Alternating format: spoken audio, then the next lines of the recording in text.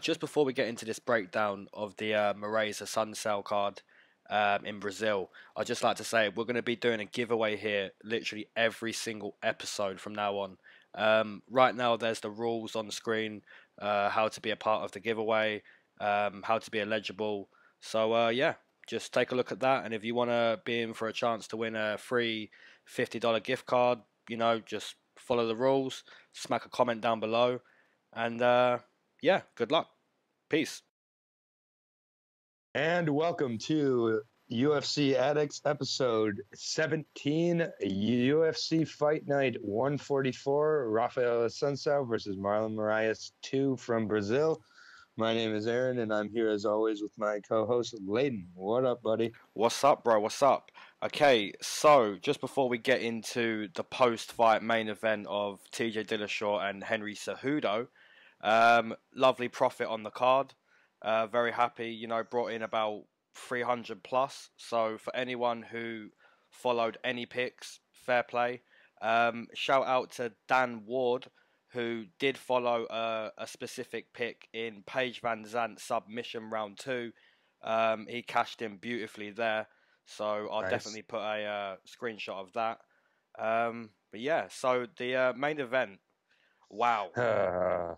Wow. I got another one wrong. Yep. So this information remains incredibly valuable who I picked in main events. So stay tuned for that, or look at the timestamp and at least check out the main event pick, because most likely I'll be wrong. That's 3 for 16 now.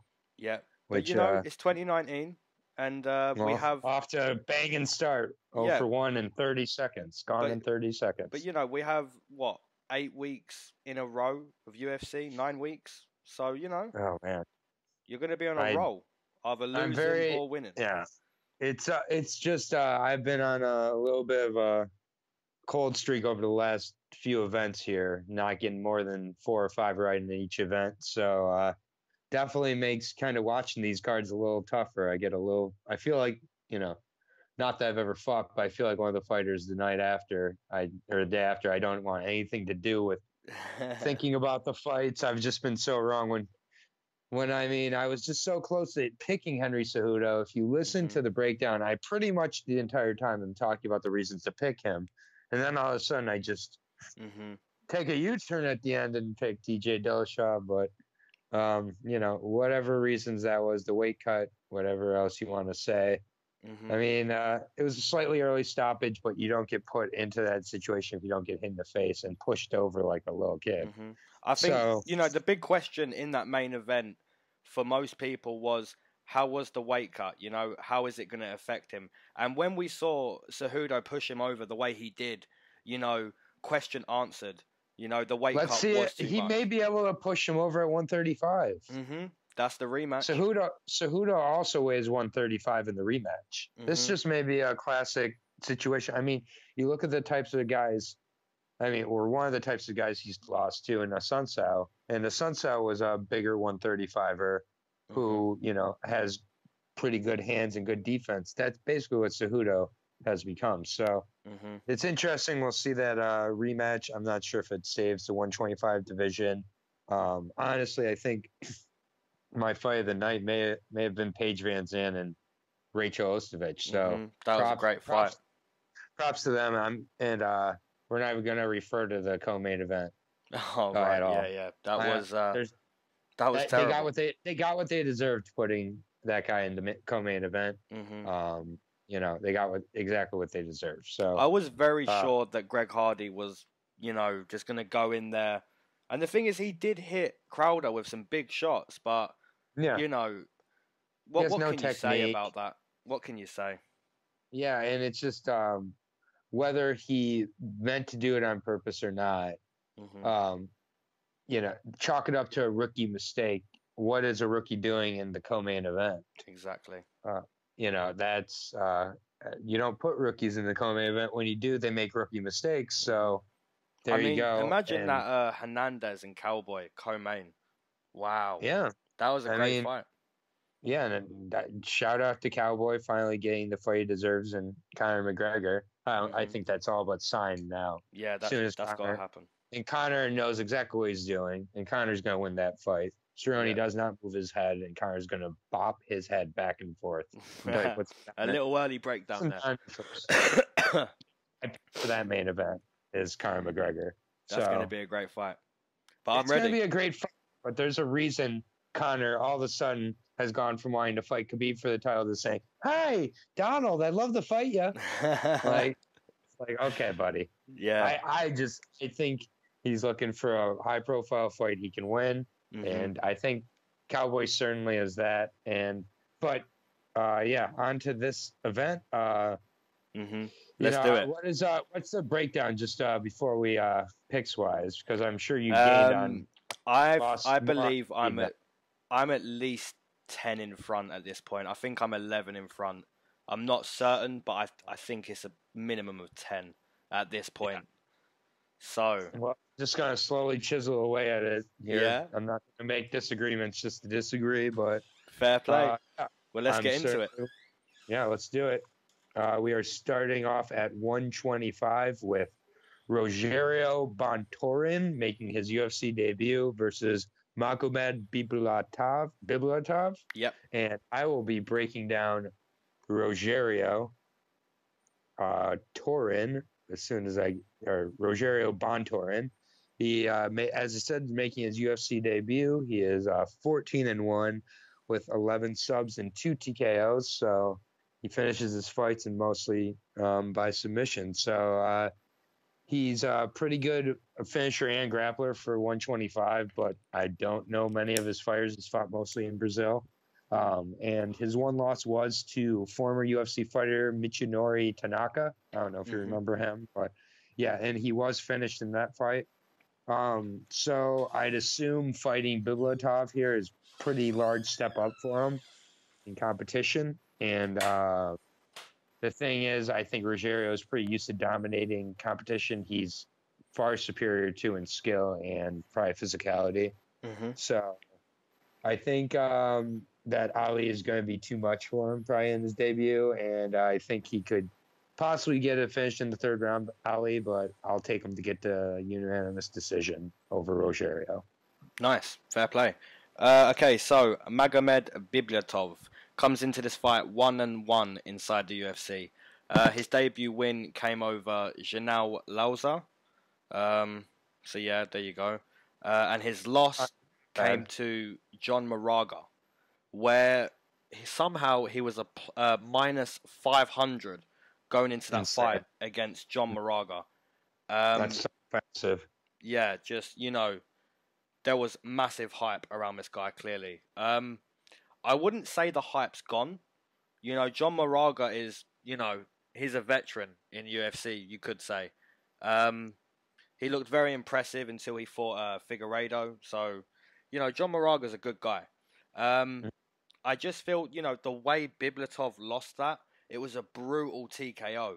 So, the question here for me is, how does he return? What type of guy shows up? How long was that fight? Yeah, quite a few months ago. So, he hasn't rushed back in. So that's a good thing. But yeah, I'm going to stick with him. I'm not going to say, he was knocked out brutally and the hype's all gone. John Moraga's a great guy. So I'm going to stick with Bibulatov here. And I'm actually going to take him to get a finish. I'm going to take a round 2 submission for Bibulatov. Okay, fair enough. And this is at 125, so they are still bringing in new talent to this flyweight division. I really wonder, how much of this is kind of created by this MMA media that sometimes really can be pretty reactionary. So they seem to keep moving along with the division here. So there's some legitimate fighters here. I have liked what I've seen in Rogerio, but again, I'm making more judgment on the competition he's faced. And Bibulatov, I think, will come back, be a little more conservative maybe and protective and defensive, but I think he should cruise to a win here. The odds have him at a minus 450 favorite, so he's less of a favorite than against Moraga, but still still a super large favorite. Yeah, I'd stick with him here. I don't blame anyone for betting on Bontorin. What's his odds here? Plus 355. You know, that's worth a few dollars, but you know, I wouldn't jump off I'd of. probably put it on a finish too, Yeah. just because it seems to, but the one example he has of fighting UFC competition that I could see was Tanaka, and he did get finished, I believe, in the second or third round. Yes. So, but we'll see. I mean, Rogerio could come in here and really surprise Magomed, but yeah, I've got to go with the known commodity here. So we agree on that first fight. We agree. Moving on to bantamweight division, we have. And that's go ahead. Ricardo Ramos versus Saeed Nurmagomedov. And this is at 135. I'll be breaking down Saeed. So he comes into this fight 1-0 inside the UFC. His debut was at 125, so he's moving up to 135. His debut was against Justin Scoggins. You know, what can you really say about that fight?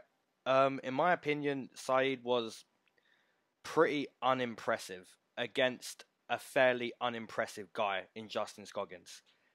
Saeed pretty much failed throughout the whole fight to get the takedown.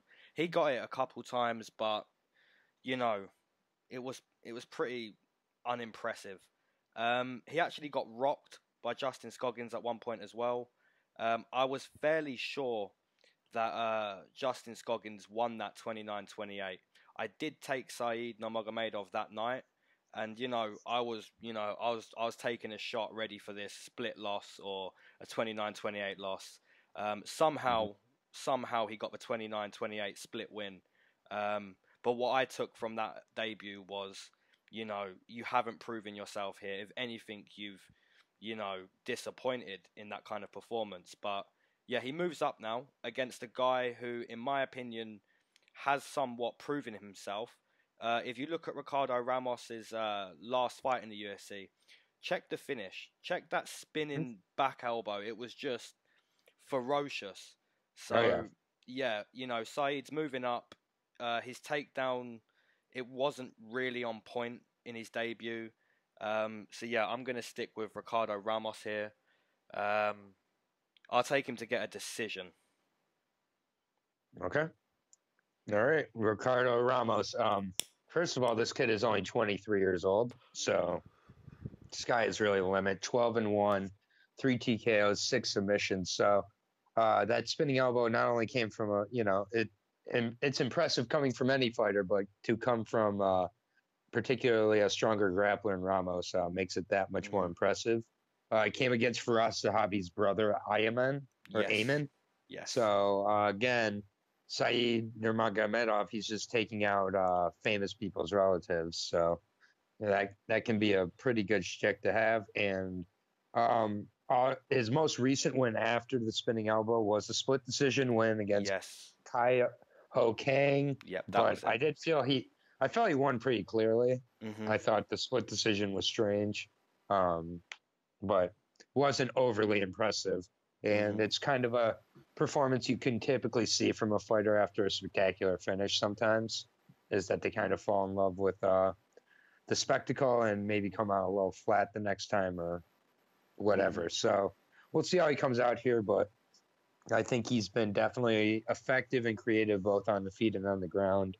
And I think he could show a little more of his ground game here, perhaps, or be forced to if Nurmagomedov gets him down. But I don't think he's necessarily going to be just on his back taking it. I think he'll have an active guard. So I don't know if that will be the best plan for Nurmagomedov as the fight goes on, especially. So, like I said, he's only 23, so I think he's just getting better and better.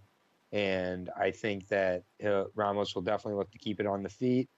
And I think if he's able to do that, he'll put away Saeed after hitting him quite a few times. So I think that Ramos gets I'll say a second round TKO win to move to 4-0. Nice. And what are the odds? So, let's see. The odds are it's pretty much a pick 'em. Yeah, straight pick 'em. So 115 each way. Opened with Saeed as a minus 180 favorite. Interesting. I wonder if that's, maybe people are thinking he's going to be stronger at 135, maybe a little depleted in his debut where he couldn't get the takedown. I don't Yeah, know. Ramos will have the reach advantage. He's the taller fighter.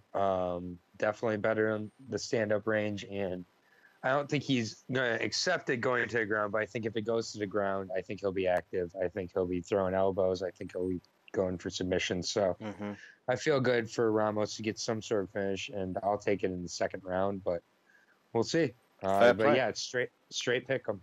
Fair play. So two agreements to start the card, and now we Yeah, move on to Junior Albini, or as I like to say, Nappy Boy, versus Jairzinho Rozenstruik.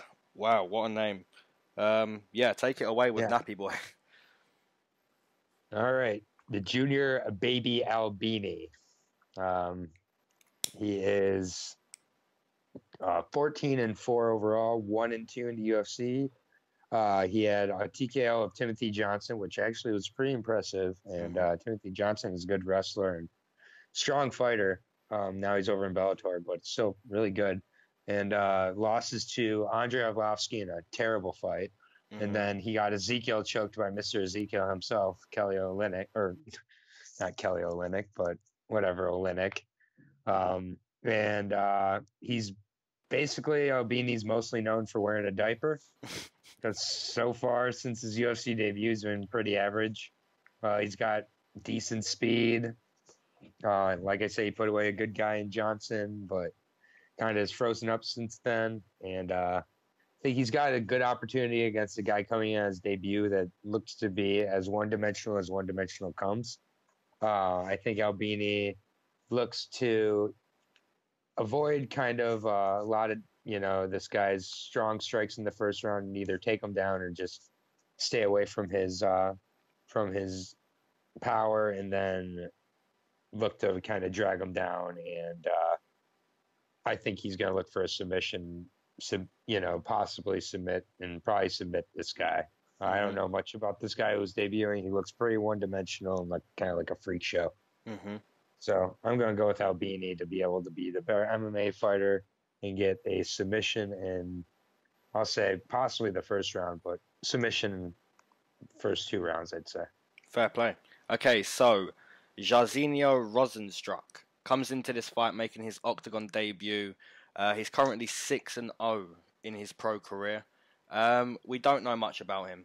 What we do know is he's very big. He's massive. Uh, he's quite quick with his hands.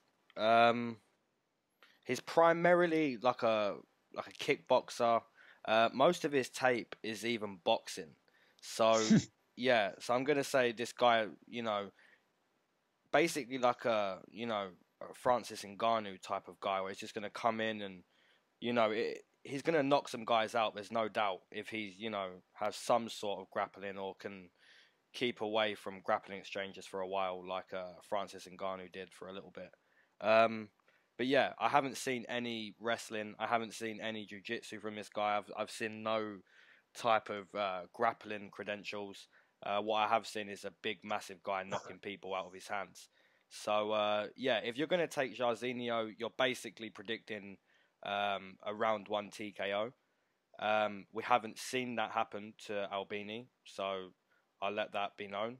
Um, but yeah, I pretty much agree with you. Junior Albini, he's obviously more well-rounded. Um, I Yeah, he's think, got 6 submission wins in his career, so yeah, he has jiu-jitsu, he has wrestling, he can stand as well. I think his most unimpressive performance was against Arlovsky. yeah, it was terrible. Against Olynyk, it didn't look too bad. Even after he got the takedown, it didn't look bad. And then we realized, oh wait, this guy actually is extremely underrated. And I still believe to this day Olynyk is extremely underrated. I took him Yeah, against Mark Hunt all day, and I was so surprised he was an underdog. yeah, Massively I was, underrated. I was wrong on that one. So yeah, I'm gonna say Junior Albini survives the first round, and then I'm gonna assume it's pretty much his fight to lose from there. So I'll take a round two submission for Junior Albini. Okay, and this I was expecting Albini to be a favorite, but it's a pick 'em. Oh, Another nice. 115. That's fair So play. I like that. I guess. Yeah. If you've got hope in Junior Albini to, somewhat have a brain to survive 5 minutes and, be cautious, then it is pretty much his fight to lose from there. So, I'm confident with Albini on this one. All right. We're moving on to the welterweight division, and we have Thiago Alves versus Max Payne Griffin. I will be breaking down Mr. Max Griffin. And 1 second, as soon as I find, there he is. All right. Max Griffin, he is 14-5 in his career with 70 KOs and 2 submissions. He is 2-3 in the UFC. So I think I'd overrated him in my head a little bit. But also, when you look at who he's fought, he's got 2 wins, one of them being over Mike Perry, but his 3 losses are all to very good guys, and Curtis Millender, Zaleski dos Santos, who's a personal favorite of mine and so underrated, it's insane, and Colby Covington. So his 3 losses are all the really good guys, and none of them did he look terrible, and he looked pretty competitive in all 3 of those fights as well. So he's just not the biggest guy. He's not the strongest guy, but he just finds a way to hang in there. And the Mike Perry outmaneuvered him really and out game planned him. And I think this is a really good fight here. And I think both guys believe they have the advantage on the feet. So I expect this to be mostly a stand-up battle. And it's all about which Alves shows up, I think, to some extent. If we can see some of that vintage Alves, a lot of leg kicks and good activity, Max could have some problems. But I think Max Griffin also, while I expect it to be a stand-up fight, Max Griffin would be the first to make it go to the ground.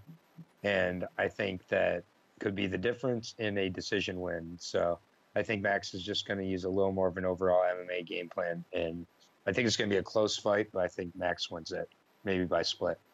Nice. But I'll take Max. Nice. Okay, so Thiago Pitbull Alves comes into this fight with a UFC record of 14 wins to 10 losses. So this is his 25th UFC fight. So yeah, it's fair to say he's a veteran. His most notable wins, though, coming over Matt Hughes and Josh Koscheck. So yeah, those are the most notable wins in 14 wins. So, it's not brilliant. So yeah, let's look at his last 3 fights. He got a win over Patrick Cote, which was, fairly one-sided after the first round. Cote retired after the fight, so, he beat a broken man retired there. before the fight. Yeah, there you go. So his last 2 fights, Curtis Millender, brutal knee, knocked out badly. And then he fought, who did he fight? Alexei Kunchenko, I believe, which was in China. I give a little bit of credit there to Alves. I actually did take him on that card, and I believe it was 1-1 going into the 3rd round. So, a bit of credit there. Fair play. So, yeah, how does he win this fight? I pretty much agree with you. Vintage Alves, leg kicks, bite down on the mouthpiece and go in like a pit bull. That's how he wins this fight. Can he do that at this point? In my opinion, no. Max Griffin is just too technical, I believe. You see him against Mike Perry, technical, really, really technical. And I believe, he's going to do the same thing here to Alves. He's going to be technical, and I think he's going to find his chin pretty early, the way Millender did. And I'm going to take a TKO finish here for Max Griffin in round number 1. All right. Well, very good. So we agree yet again. So that is 4 straight agreements to start the card off here. There we go. Max Griffin is the favorite at -235. Fair play. I'd go along with that. Pretty decent, and I'd say that's fair. Thiago Alves coming back at +185, so it could be a decent upset pick if you're feeling confident in Alves, but I think Griffin is just a little better at this point in their Hmm. UFC careers. So, Yep. yep, we are moving on to, is this the 135? Yes, 135. This is Mara Romero Borella versus Taila Santos, I believe. I think I Mm-hmm. got that right. Okay, so I'll Sure. be breaking down the Italian Borella. She comes into this fight 1-1 inside the UFC. Her debut, very, very impressive. If anyone can remember that, she basically dominated Kalindra Ferreira for like 3 minutes and then just tapped her out. It was, really impressive. Um, I was at her last fight, which was in North Carolina. That was against Caitlin Chikajan. Um, you know, Chikajan just, 15 minutes of what she does, moving, scoring. Kiaing. Yeah, yeah, Lots of that, Kias. yeah, Yeah, so, yeah, yeah, yeah, yeah. Reminding um, herself to breathe. yeah. So yeah, it was evident. It was evident who won that fight. It wasn't even close in my opinion. Um, this one is close though. I believe she does have a chance in this one. I just don't know. It's a hard one to break down because what I've seen from Santos outside of the UFC is just progression in every fight. I've watched a lot of tape on this girl, and she Hmm. looks progressed every single fight. And it's hard to decide, when someone's debuting in the UFC, it's hard to decide, like, you know, am I going to jump on this train or not? And we see with Lipski, she's smashing girls before her debut, and it's like, well, she's going to come into the UFC and smash girls, right? And that's just not what it is. Sometimes when you see a person do the same thing and be so successful at it before their debut in the UFC, it's like a massive reality check that, look, now this is the highest tier. That's not what it is. And we haven't really seen Santos like just demolish all these girls. We've seen Santos be taken down. We've seen a lot of things from Santos, and I believe, the way she's making her debut compared to Lipski, this is a train I want to jump on. So yeah, I'm gonna stick with the newcomer. I could be wrong. Borella, hasn't looked disappointing in the UFC, but yeah, I'll stick with Santos here. I'll stick with the newcomer, and I'll take her to win via decision. Okay. I will break down Talia Santos, 25 years old, making her UFC debut. She is a Dana White Contender Series winner. So Yep, take a drink shot. that apple juice. 15-0 in her career with 10 TKOs and 2 subs in those finishes. Um, She looked really good on the Contender Series against a very game opponent. Hmm. Made some good adjustments even within that fight. I like her takedown defense, her striking and head movement looked solid. I like that she went the distance inside the octagon too. Hmm. I think that will help her with the jitters in this UFC debut. It's also in Brazil, so I think that could help with a close fight with regards to a Hmm. decision. Um, I also think that she's got crisp striking, and I think she'll be able to grapple enough to keep it on the feet. And I agree, she gets a unanimous decision. Nice. Yeah, I think that this is a good matchup for her, and Borella is definitely up against it, especially with it being in Brazil. Hmm. And also, I mean, this is a much more appropriate fighter to be making your UFC debut against than someone like Jojo Joanne, yeah. Calderwood. Hmm. So, way up on the card also. So, they put their eggs in that basket. It didn't work. So, but yeah, anyways, here I'll take Santos. And she is the favorite at minus 185. Hmm. So, pretty slight but decent favorite. Yeah. Borella coming back at plus 150. So, yeah, I feel good taking the favorite here, and I believe I've taken the favorite in all Hmm. 5 fights so far, which Yep. I have. I'm Yep, with we you. both have. But Yep, those pickums, I don't really look at those as favorites.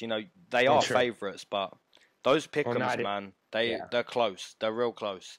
Um, yeah. but at the same time, you get like a minus 200, 250 or whatever Hernandez was, and then you see like a plus 170 or whatever Donald Cerrone was just perform like that, and you're like, well, he Hmm. should have been the guy that was minus 200. So we could be wrong in like 3 of these. I think 5. Don Cerrone's going to be about plus 160 against Conor McGregor too. So it's really going to be it's really going to be it's really going to be tempting the MMA gods, or the betting gods, I should say. If he's plus 160, I'm going to have to put money on him on principle. Yeah, like because But anyways, that is a fight that won't happen until July or something. So let's stick on this card. I don't have anything else to say about Santos or Borella. Do you? No. Let's move on. We've got Marcus Perez versus Anthony Hernandez, and I'll be breaking down Anthony Hernandez. His ring name is actually Fluffy, so I'll just put that out there real quick for his debut. That's nice. So yeah, he comes into this fight making his octagon debut. He's 6-0 in his pro career. He fought on the Dana White Contender Series. Take a shot. Woo! Beautiful performance as well. Really, really nice performance. Quick TKO finish. So yeah, he's 6-0. He has 4 submission wins as well. So, you know, he can definitely submit you. All 4 of those submissions are guillotines, which is, you know, that's his bread and butter clearly. So don't give him the head, don't give him the neck. Yeah, this is another tough fight for me to break down. I feel a lot of people are going to be overlooking Marcus Perez. I don't look at Marcus Perez as a trash guy. I think he's, you know, fairly decent. You know, he fought Eric Anders and he circled and, you know, really made it hard for Eric Anders in that fight. He took big shots. He takes big shots. You know, he doesn't go down. So this is a really, really tough fight. Is it too soon for Anthony Hernandez, though? You know, Marcus Perez has been proven to have stamina. He's conditioned well.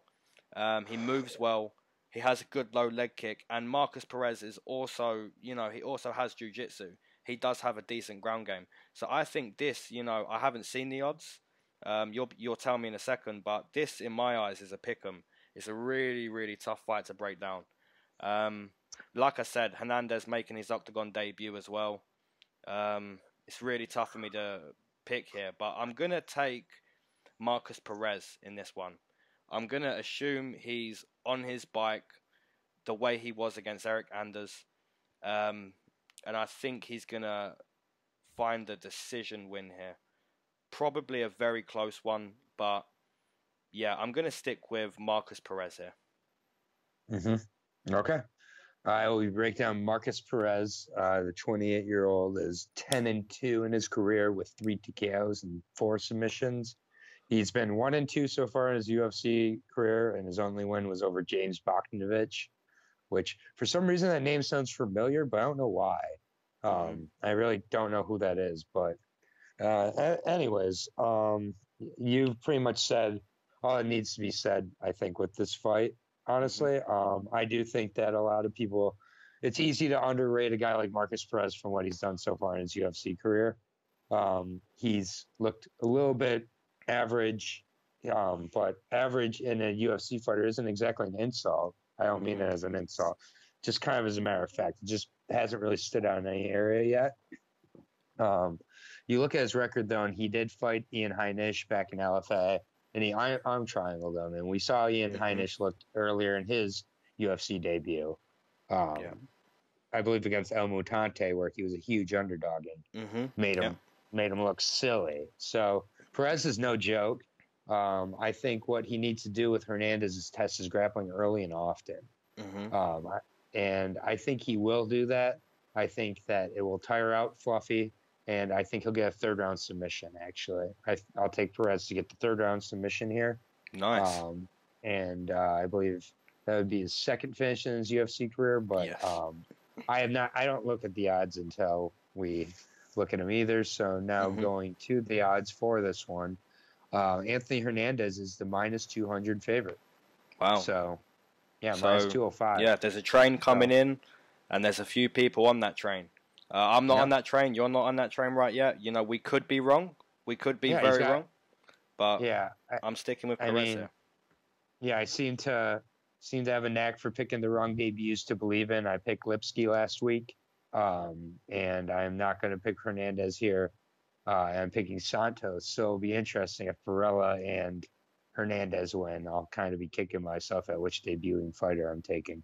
But I've got to stick with my gut. I don't look at the odds before I make my picks. My picks are, I obviously can make a little assumption about the odds, but I'm not an odds maker. So, yeah, we agree yet again, and we agree with an underdog this time in Marcus Perez. So we're moving on to, is this fight at 135, Souza and Frota? Yes, I believe so. I'll double check, but take it away with Frota. Okay. Now we'll be breaking down the debuting fighter in Sarah Frota, who is fighting Livana Souza, who had a hell of a debut herself. Sarah Atreta Frota is 9-0 with 2 TKOs and 5 submissions. She has tattoos on her face. She's in her UFC debut, but she did win a fight on Dana White's Contender Series. It was by KO in the first. And it was quite a little bit of a impressive showing, particularly because she really was known for her grappling coming into the show, and she got a beautiful KO. I mean, a legit KO. So Souza, she looked great in her debut, and it's really hard to pick against her, even though I think Frota is good. I just think Souza is better, and I think Souza gets the submission in the second round after a battle in the first. I think it will be a first round where it's really close, both fighters. And I think the second round, Souza will just take it to another level, have a little bit better conditioning, be a little more comfortable in the octagon, and get the finish in the second. But this isn't a statement against Frota. It's more a statement for Souza. I picked Souza to get a first round submission in her debut against Alex Chambers, I believe. And she came through right with that. I think here she's going to show a little bit more of her MMA game, and then in the second round go to her strength, which is her grappling, and get the submission. Nice. Okay, so Lavinia Renato Souza comes into this fight 1-0 inside the UFC. She's 12-1 overall in her pro record. 8 of those 12 wins have come by submission. So, you know, we both took her in her debut.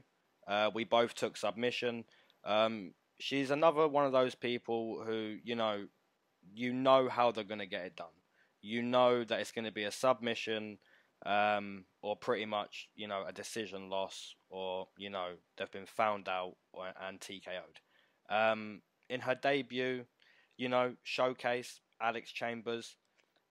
Is this one a showcase? I believe so, but nowhere near as much as what Alex Chambers was. So yeah, I'm pretty much with you. Sarah Frota looks really scary. She's got tattoos on her head, on her arms, on her chest, and legs. Yeah, she looks very scary. She's up there with Cyborg. I'll give her that. But yeah, I completely agree with you pretty much. I think the first round's going to be, Frota trying to finish. But then again, I did watch some tape, and she does look kind of... how can I say it? She looks composed, but at the same time, she's kind of reaching a little bit with her punches. But she looks kind of tense. Like her body looks tense. She looks rigid. When she's striking. But I did notice she does have a nice low calf kick. She did put that out there a lot in one of the fights that I watched. I think it was the Contender Series one. But yeah, I'm with you. I think Souza survives round 1. And I think she gets it done via submission in round number 2. Okay. And Souza is the minus 230 favorite over Frota, coming back at plus 180. So not blowing her out of the water, but that's pretty. Frota is getting some pretty good respect there, considering how Souza looked in her debut. And I believe in Souza's debut, she was a minus 600 favorite as well. Yep. Something. So yeah, this is definitely more of a test for Souza, and I think that first round could be interesting. But yeah, should be a good fight. Moving on. Yeah, moving on to Johnny Walker versus Justin Ledet, and I'll be breaking down Johnny Walker. This fight's at 205. Johnny Walker comes into the octagon 1-0 inside the UFC. If anyone can remember his debut, not too long ago, that was against Khalil Roundtree. I took Khalil Roundtree that night. Yep. I also took Khalil Roundtree against Saki, and I was really impressed with that performance. And maybe I stuck with him, overlooked Johnny Walker a little bit. But at the same time, I don't think I did overlook Johnny Walker, because what we saw in his debut was just madness. That strength in the tie and that elbow, that short choppy elbow on Khalil Roundtree's head, and the sound it made, it was just, oh wow, ferocious. So yeah, you're looking at this fight now, and you're thinking, okay, you've been given Justin Ledet. I don't look at that as a step up from Khalil Roundtree. Maybe in grappling, but that's definitely not a step up from Khalil Roundtree. So I believe the UFC are getting behind this guy. Before we know it, I'm predicting it now. The UFC are getting behind Johnny Walker. They're giving him a legit second matchup. This is a very mandatory pick for me, because I was at Justin Ledet's last fight, which was in Germany, and he just got blown out of the water by Rakic. I believe Rakic was even like a plus 110 in that fight, which was crazy. So yeah, I'm completely behind Johnny Walker here.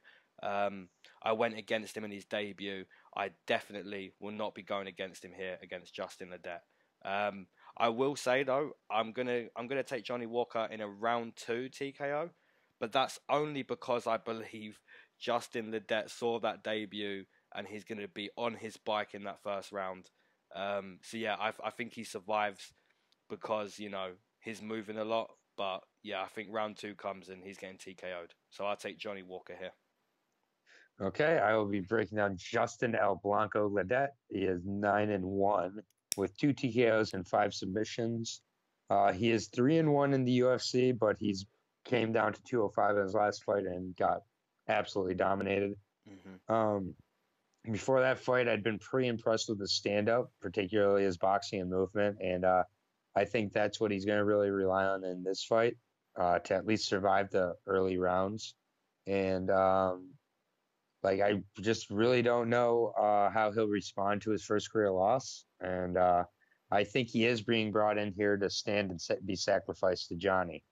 I get he has 5 submissions, but I'm not sure how good his grappling and wrestling really is. And I think this is not a step up in competition and somebody who's going to be willing to stand and trade with Walker, which is what the UFC is looking for. And they're looking for a first or second round KO by Johnny, and I think they're going to get it. So we agree again here, and I would expect this to be a pretty hefty favorite. And much to my surprise, it has shrunk quite a bit. So Johnny Walker opened at a minus 382 favorite. He's now down to a minus 230. Wow, okay. Seems about right, though. It seems about right. Minus 200, 250.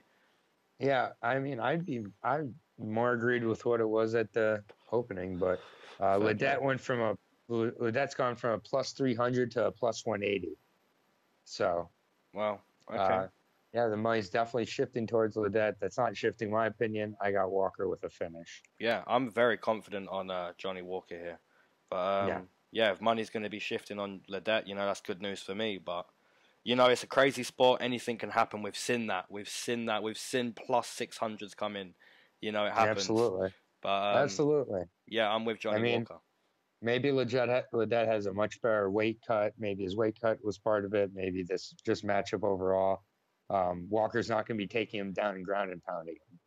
So, but the best guy Justin Ledet's beat is Chase Sherman. So I think Johnny Walker's a little bit better than that. So on to the next fight, which is a great one at 155. Charles Du Bronx Oliveira versus David Teymur. I will be breaking down Du Bronx. And I'll be breaking him down as soon as I get to him, wherever he is. Oh, sorry, he's at the top of my page here. 1 second. Charles Du Bronx Oliveira, 25-8 with 15 submissions, or I believe 17 submissions now. 13-8-1 in his UFC career with wins over Darren Elkins, Jeremy Stevens, Nick Lentz, Miles Jury, Clay Guida, and others. Disguised the submission was. I don't think he's going to be looking for anything different here. I think that he's going to be looking to avoid the stand-up, and but I think if Teymur can hurt him on his feet early, I think Teymur has a really good chance, but I think he's got to hurt him early because I think Oliveira may come in and pull guard. I think he'll do whatever he needs to get this fight to the ground, and I think do Bronx looks strong at 155, and I think that I just think that Teymur is gonna be able to keep it on the feet, and if he's able to keep it on the feet, the stand up is really just not even close. And I think Teymur's gonna hurt him to the body. I think maybe with some kicks and take him out with a body shot and get his first finish in the UFC. So I'm going to take David Teymur to get the finish here. Nice. And I think it'll come in the second or third round, but I think he'll be able to avoid it going to the ground. And I think that Bronx has shown before that when he's not able to dominate, he kind of will fold at a point, and also has a really weak, thin body. And I think Teymur's going to light it up and finally get a finish in the UFC. Fair play. Okay, so David Teymur comes into this fight 5-0 inside the UFC. Previously fighting on the Ultimate Fighter. Teymur's most notable wins. So let's start with Lando Vannata. If you haven't seen that fight, go and watch that fight because that fight was brilliant. Really close fight. Yep, Teymur got the win there, decision, I believe. And then he beat Draca Closer, which, another beautiful performance. 15 minutes, just, beautiful. And to beat a guy like Draca Closer over 15 minutes and win a decision, that's, impressive. Bobby Grimm really did come close to that, but, fair play. And in his last fight, that was against Nick Lentz, where I believe, not really a step up in competition there. Dominant performance, very evident who won that fight. So yeah, now we're here. Charles Oliveira, David Teymur. It's a hard fight, man. I really like Charles Oliveira. I really, really like him. And I really, really like David Teymur too. So it's like, when you get those fights where it's your boy versus your boy and you just don't know. Like the last time I had that was Ortega and Holloway, and it was like, oh damn, who do I even go with here? Like what's gonna happen? But I, when it's my boy versus my boy, I always, I wanna pick what I think's gonna happen, and it's hard for me to break it down because, if you break something down and your boy does something else that the other guy is like, I broke that down too. So it's like you break down scenarios, and if you're a hardcore fan of MMA, you know how this goes down. Charles Oliveira submits him.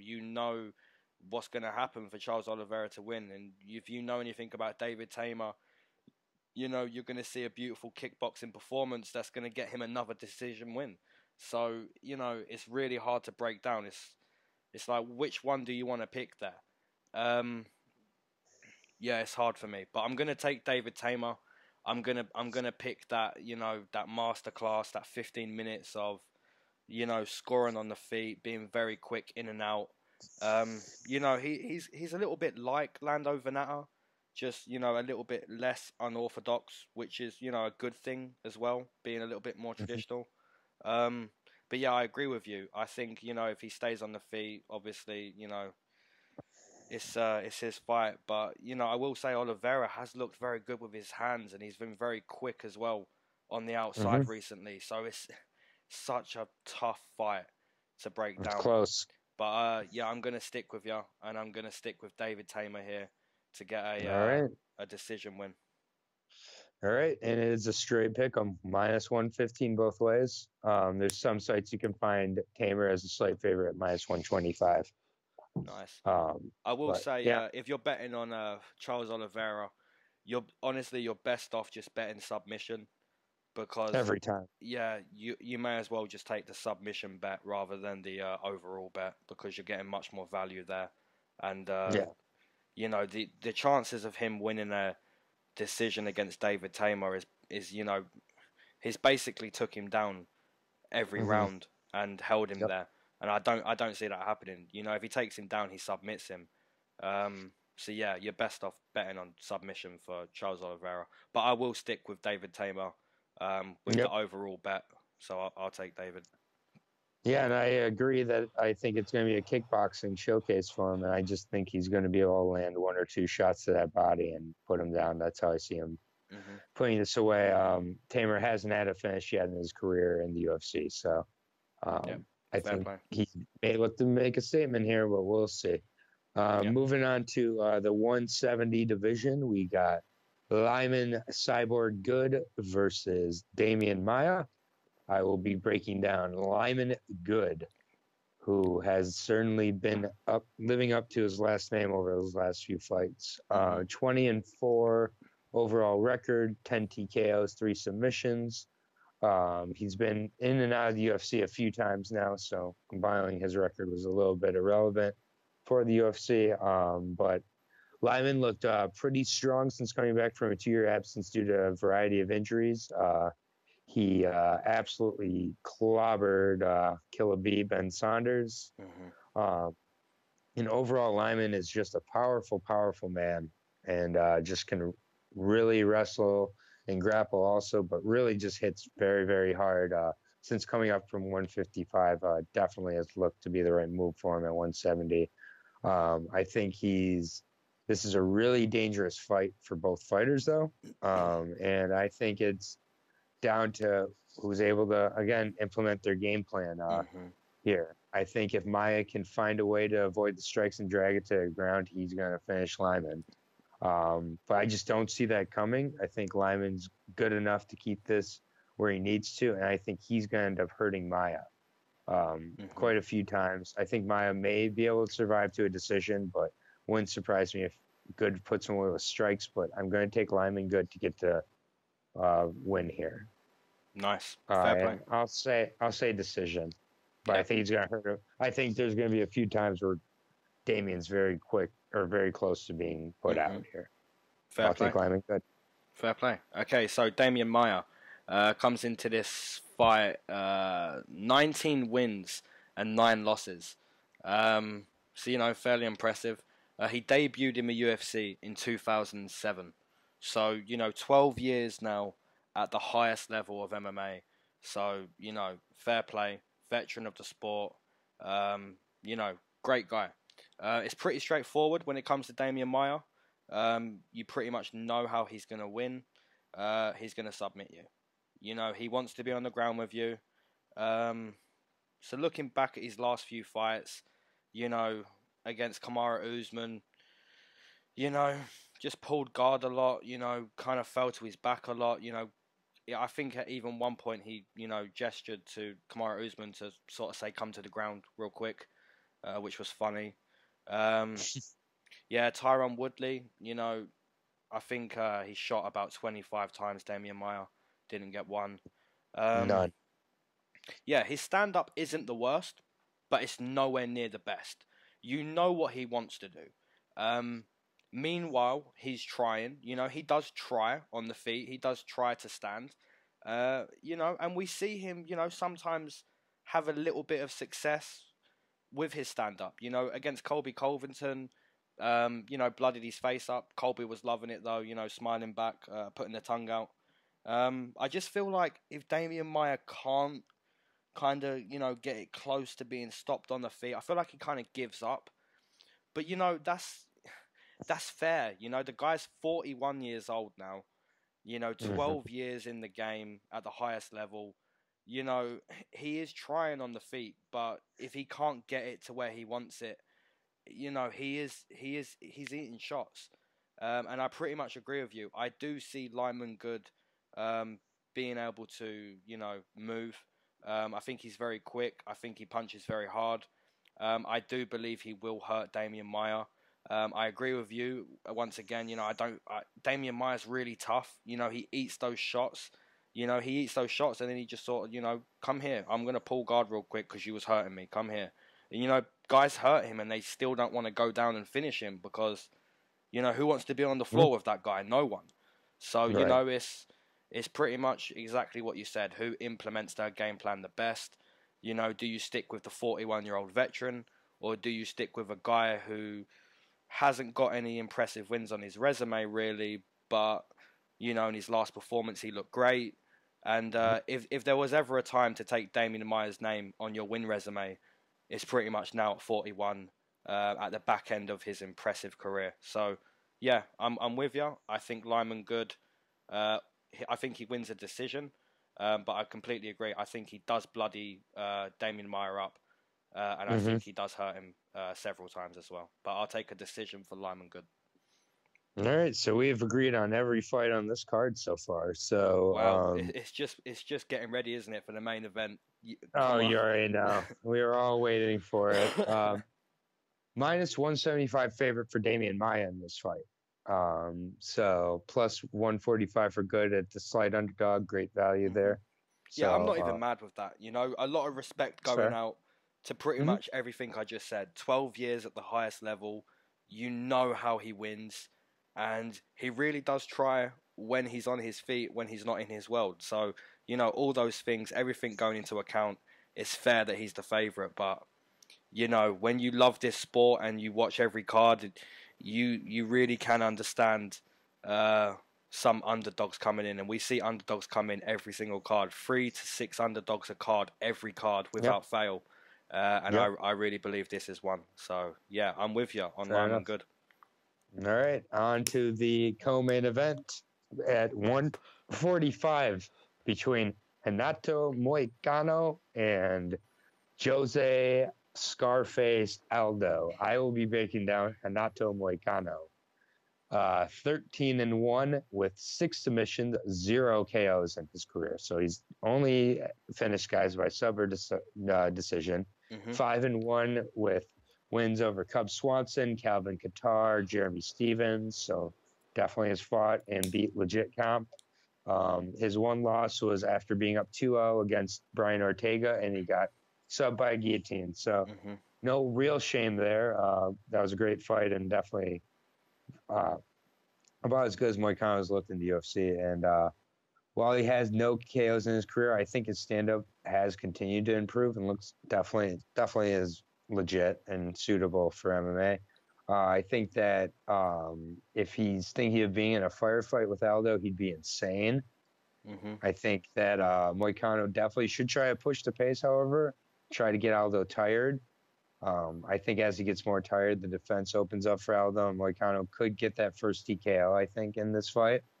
However, as much as I want to pick Moicano to win, I just have a feeling Aldo is going to find a way to win this fight.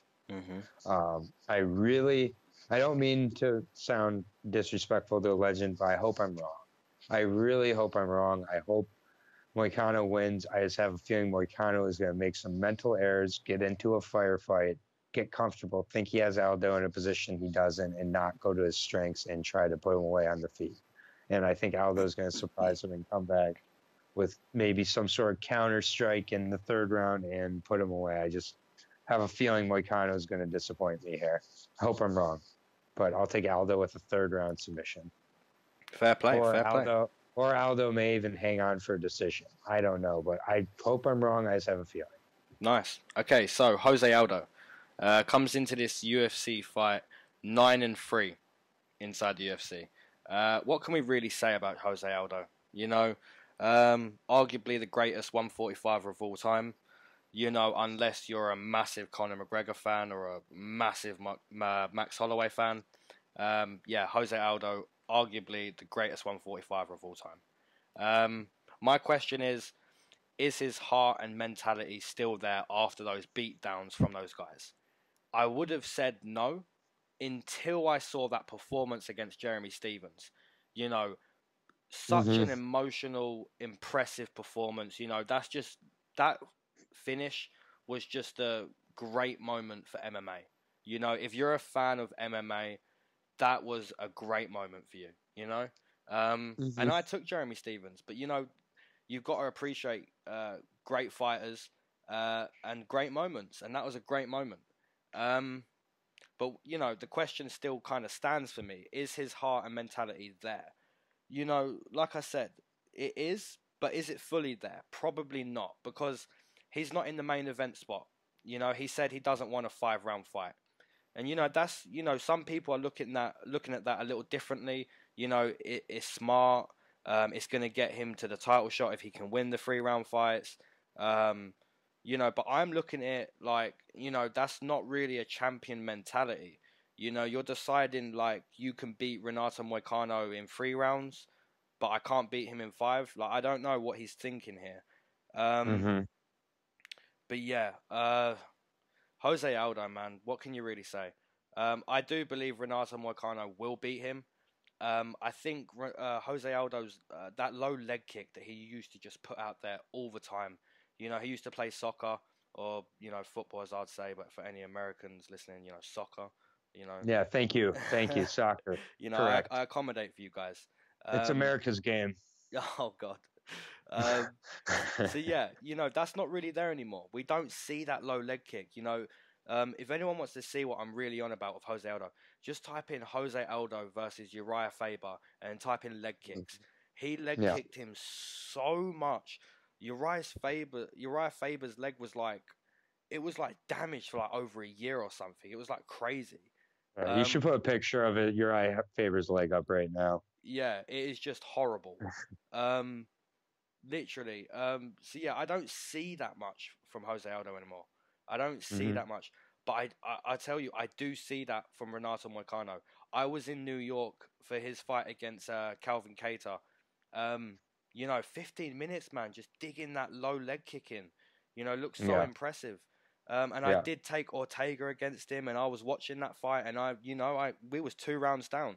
And the only thing that got Ortega that win was, if anyone can remember, that finish was from Renato Moicano shooting out of desperation because he was that gassed.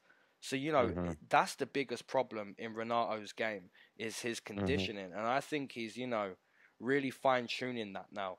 That finish against Cub Swanson, that jab to the nose, that was basically a TKO before he choked him out.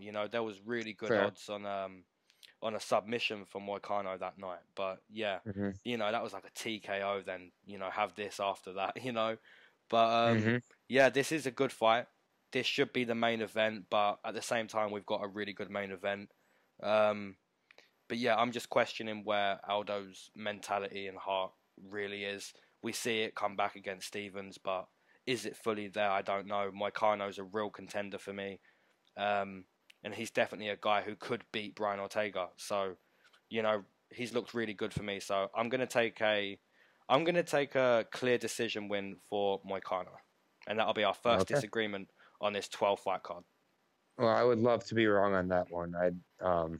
As much as I want to get back into it, but at the same point, I just think that win against Stevens, and I don't have a problem with him being honest with where he's at in this point in his career and not wanting to add the extra 2 rounds of mileage onto his, I think it's smart. It's not a, it could be. Sexy, it could well be it's that. not, and I don't think it's necessarily, I'm not in it. I only want to do 3 rounds, not 5 rounds. I just don't think he'd be taking a fight against a young Brazilian lion in Moicano. I think this is him looking as an opportunity to defend his torch. And I think he knows if you really could be right in what you say about the firefight, because now I'm thinking, Moicano thinking to himself, okay, so he doesn't want to fight me in 5. I'm really going to go in there and lay it on him now and show him he was right. Exactly. So I see where you're coming from now. So yeah, this is tricky. And then and Aldo's tricky, and it takes one shot from Aldo, and so it's just we don't make this too much on feelings, but I just got a feeling. I hope I'm wrong. I really hope I'm wrong. Yeah, fair play. And what are the odds on this? The odds are it's pretty close. Aldo is the slight underdog at plus 115. Moicano coming back at minus 145. Okay, so basically a pick'em then, nearly. Just which I would be. It did open as a pick'em actually, with Aldo as a slight favorite. Right. But maybe the notions of him not wanting to go 5 rounds are scaring some people. But either way, I think who you have in that fight, you should bet on. I think both fighters could get the finish too, but both fighters could very well win in decision. Yeah, nice. So okay, so nice moving on. main event. Yep, Here's moving what on. everybody's been waiting for, or skip to in the video. Yeah, this is what I'm waiting for too, because you know, I've Cards agreed close with you. to my chest. I've agreed with you for the last 3 times you've lost. You know, Yep. I believe that was Kevin Lee, Ortega, and TJ Dillashaw. So sad. Yeah, I'm looking forward to see. You know, are you agreeing with me here? You know, so yeah, go on. No. Take it away. Go ahead. Okay, we're going with me. No. Okay. I'll go first. You save yours for last. All right, we'll save the main event here. Okay, so Marlon Moraes comes into this fight. It's a rematch. Comes into this fight 3-1 inside the UFC. He did lose the first fight, which was his debut. So 3-1. He's won 3 fights since then. Let's look at those fights. Okay, so John Dodson. It was a close contest, fairly close. John Dodson, you know, done a lot of crying in that fight. You know, a lot of complaining. So yeah, you know, fairly close decision, fair play. And then he went on to beat Aljamain Sterling, which was, you know, very, very impressive. I don't really like Aljamain Sterling. You know, there's not many guys that I dislike. I don't know why. I don't like him. I love seeing that. I love that knee in Aljamain Sterling. Do you know what? I think the reason why I don't like him is because of Matt Serra in his corner. Just, he annoys me, man. The way he shouts out so much. You don't like Longo Serra corners? Oh, man. Do you know what? I think it's because I bet against their guys so much that, you know, when they beat me, it really annoys me. But I bet against Chris Weidman almost every time. Yeah, I feel you. For real. So yeah, beautiful knee finish there. And then in his last fight, which was against Jimmy Rivera, brutal finish, you know, very quick, head kick, you know, pounded him out, done. So yeah, I've taken Marlon Moraes in every single UFC fight so far. I took him in his debut against Assuncao. I took him in all 3 of those wins. So yeah, the first fight against Assuncao, fairly close, split loss. You know, fairly unlucky. At the same time, I see how he got the split win. It really could have gone either way. So yeah, looking at his UFC career, looking at the first fight, now we're here with the second fight. How does it go? If this was a 3-round fight and we had Aldo and Moicano at the 5 round in the main event, I would take Marlon Moraes in a 3-round because I feel fairly confident in taking him in a 3-round fight. Even after the split loss, I feel fairly confident in a rematch in a 3-round fight, but this is a 5-round fight at 135. So yeah, Assuncao, I just don't feel confident in Marlon Moraes finishing him. You know, I've just explained, you know, that impressive knee, the impressive head kick that he's got with those finishes.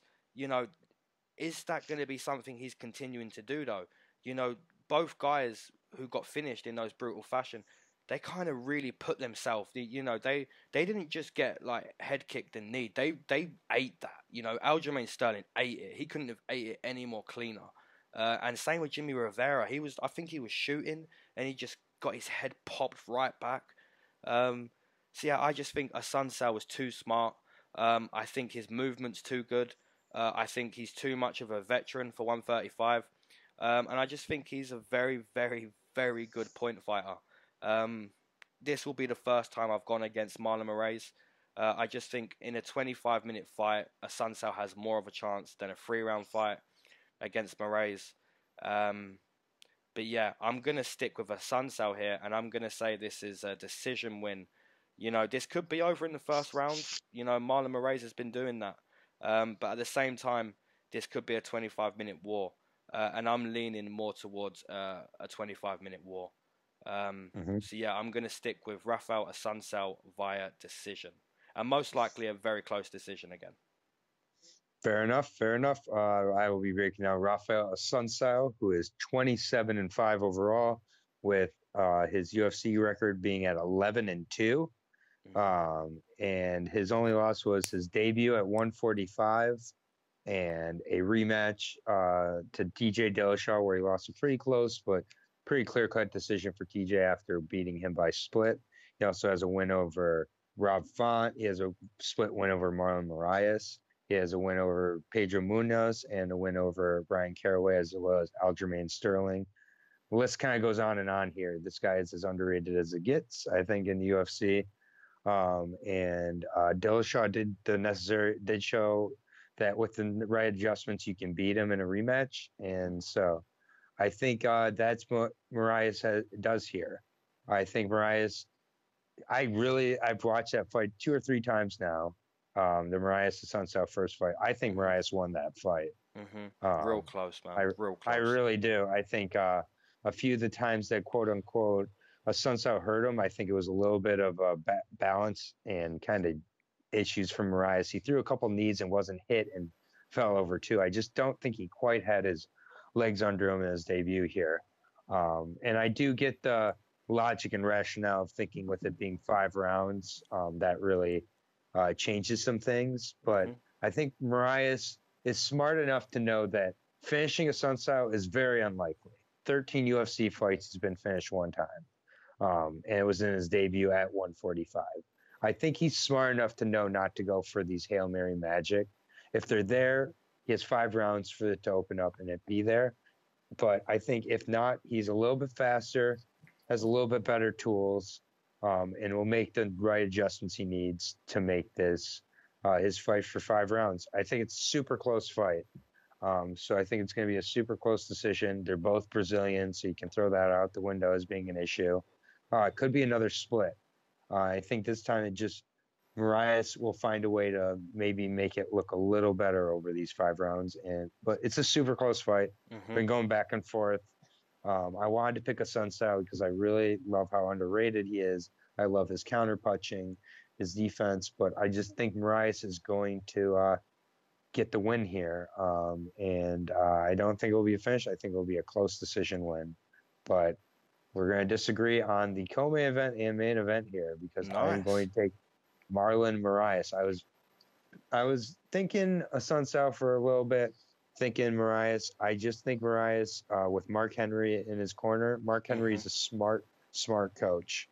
And I think he'll be able to really put together the right game plan for Moraes. And I think that Assuncao, there's the blueprint on what you can do to beat him here. And just not a lot of fighters have been successful in that. But Dillashaw being successful in his rematch, I think Moraes wins it here. So, nice. Okay. Yeah. So there it is. There is the prediction. And there you go. I said that the tide, people. Yeah, I said the tide will turn, and maybe now that I'm disagreeing with you, maybe now the tide turns. What are the odds? Marlon Moraes really earns his nickname of the Magic Man here if he can make me correct in the main event. Yeah, that is true magic. So he is the minus 235 favorite. So it's the same odds as his debut fight against Assuncao was. Right. Fun fact, minus 230. So Assuncao's done this upset before. He can do it again. I completely understand anybody who's betting on that upset. It's super close fight. I'm shocked this is not a pick'em. Yeah, that 235. I feel like way too much. Yeah, that finish against Aljamain and the finish against Jimmy Rivera. That's really, spiked his price up, I feel. Yeah, I've just, and it being in Brazil, at least they're not worried about the decision. I'm picking Moraes. I don't feel that confident in it, but that probably means I'm going to be right finally. Who knows? I don't know anymore. Yeah. But we agreed up until the co-main and main event. I think 10 agreements. That's pretty decent.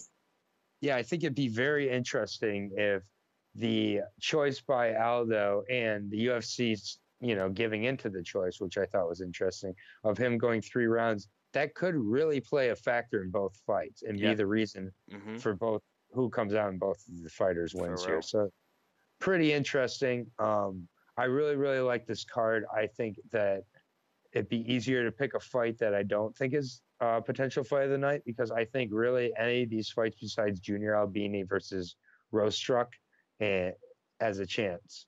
Yeah. And I think these are fantastic matchups. I think there's a lot of really good fights here. I'm excited. Honestly, it's not often I am excited, but both female fights I think are very, very going to be very, very good and competitive female fights. Yep. I'm excited. Yeah, I'm excited for this card. And what's your fight of the night before we sign off? Let's see. Fight of the night. I guess I was kind of saying how it would be hard for me to pick a fight of the night here, but we got to pick one. So I'm going to go with Charles Oliveira, David Teymur. Nice. I'm going to take the co-main. Jose Aldo Moicano. Yeah. Okay. I'm with you. Yep. The co-main. Can Moicano show his IQ, or does he get blown away fighting the Brazilian legend? And we'll see with Moraes. I really all week, I'll be honest, was really leaning towards the Assuncao, but it's just tough. Part of me. It's real tough. Assuncao is 36 now. He's had quite a variety of injuries and doesn't always leave himself in the most entertaining fights, and maybe the judges don't make the best decision. I don't know. Yeah. But I think Moraes is focused here. I don't think Moraes is going to be headhunting, even though he's coming in off 2 finishes. I think he knows who he's fighting, and he was so close to winning that first fight. I think when you come into a rematch after a really close split decision, I think the loser has an advantage because they just. But we'll see. Great card. Great card. I'm looking forward to it. We've got UFC like 8 weeks in a row after this card, so we're going to be doing some breakdowns. You've got some catching up to do. We only disagreed twice, but like you said, those 2 fights, it really should be the other way around. The main event should be the co-main, and the co-main should be the main. But yeah, I hope everyone enjoyed the breakdown, and we're doing a giveaway literally every card from now on. So yeah. Smack your comments down, and peace out, Aaron, bro.